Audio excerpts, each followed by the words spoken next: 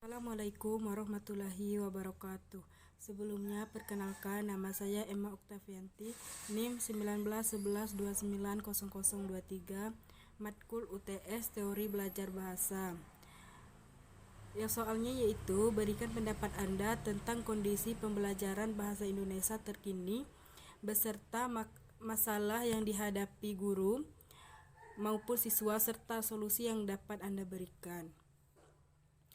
Baiklah, sebelumnya yaitu akan saya jelaskan tentang awal mulanya COVID-19 ini terjadi dan bisa sampai ke Indonesia. Saat ini dunia sedang gemparnya dengan adanya COVID-19. COVID-19 merupakan salah satu penyakit yang mematikan. COVID-19 atau yang biasa disebut dengan corona. COVID-19 pertama kali hadir di Wuhan, Tiongkok. Virus ini pertama kali hadir pada bulan Maret 2020. Coronavirus merupakan suatu penyakit yang penularannya terbilang sangat cepat. Mengapa demikian? Karena penularan COVID-19 ini dapat terjadi hanya dengan bersentuhan fisik atau bahkan hanya saling pandang saja. Beberapa gejala dari COVID-19 yaitu seperti tidak dapat merasakan makan atau minum, tidak dapat membau, sesak napas, dan lain sebagainya. Guru dan siswa sering menghadapi keluhan dan kesulitan dalam mengajar dan memahami. Guru terbentur dengan teknik dan metode yang ingin diajarkan kepada siswa agar siswa paham. Siswa pun juga terbentur dengan keadaan rumah dan masalah jaringan sehingga sulit memahami setiap butir-butir materi yang diajarkan. Maka dari itu, guru mata pelajaran bahasa Indonesia terus melakukan evaluasi mengajar agar siswa dapat memahami dan mengikuti pelajaran dengan baik. Para siswa kerap kali mengeluh situasi ini agar dapat kembali belajar di sekolah.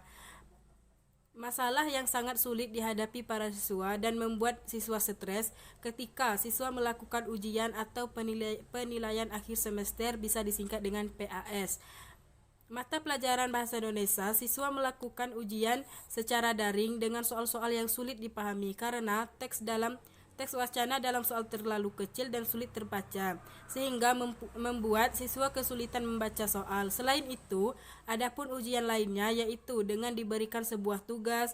Hal ini sangat membebani siswa. Peristiwa belajar seperti ini akan berdampak kepada kemampuan, keterampilan, dan kognitifnya siswa dalam mencerna materi sehingga dapat berjalan secara efektif. Hal yang dilakukan para pendidik dan peserta didik agar tidak ketinggalan materi pemunduran tingkat pembelajaran bahasa Indonesia. Pendidikan harus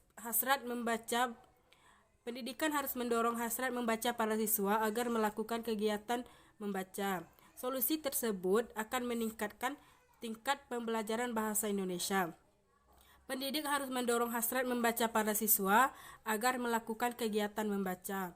Solusi yang meningkatkan pelajaran bahasa Indonesia dengan bertambahnya kosakata, wawasan, dan ilmu pengetahuan, dan di sini ada bacaannya.